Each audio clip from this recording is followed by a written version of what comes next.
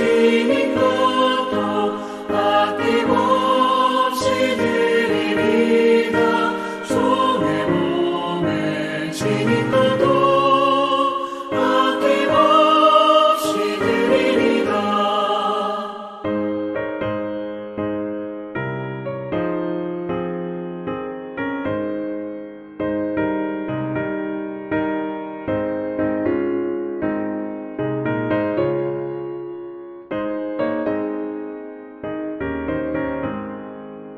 존귀 영광 모든 권세 주님 홀로 받으소서.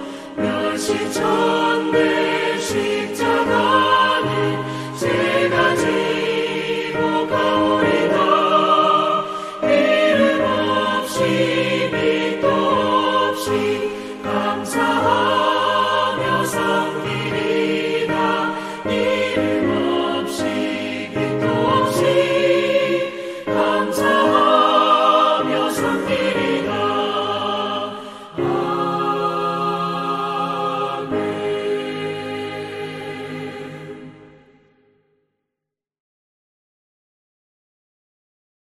우리가 알거니와 우리의 옛 사람이 예수와 함께 십자가에 못 박힌 것은 죄의 몸이 죽어 다시는 우리가 죄에게 종노릇하지 아니하려 함이니, 이는 죽은 자가 죄에서 벗어나 의롭다 하심을 얻었습니다. 만일 우리가 그리스도와 함께 죽었으면 또한 그와 함께 살 줄을 믿노니, 이는 그리스도께서 죽은 자 가운데서 살아나셨음에 다시 죽지 아니하시고 사망이 다시 그를 주장하지 못할 줄을 알미로라.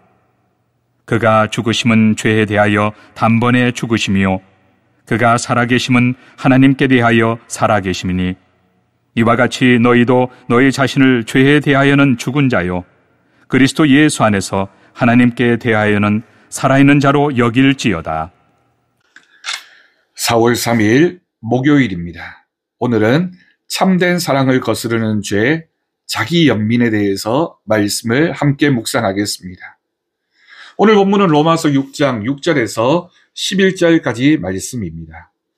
제가 11절 말씀을 다시 한번 읽겠습니다. 이와 같이 너희도 너희 자신을 죄에 대하여는 죽은 자요 그리스도 예수 안에서 하나님께 대하여는 살아있는 자로 여길지어다. 예수님은 모든 사역 가운데 죄인들을 향한 연민의 마음을 드러내셨고, 그 사랑은 십자가에서 절정에 이르게 되었습니다. 이처럼 우리가 누군가를 연민하고 긍휼히 여기는 마음은 사랑으로 이어지게 됩니다. 하지만 그 중에 자기를 사랑하는 마음, 자기 연민에 빠지면 자신을 소외된 존재로 여기고 그리스도의 사랑을 무의미하게 만들어버립니다. 그럼 우리도 여기에 예외는 아닙니다. 로마서 6장에서 바울은 옛사람이 십자가에 못 박히면 그리스도인이 어떻게 변하는지에 대해서 자세히 기록하고 있습니다.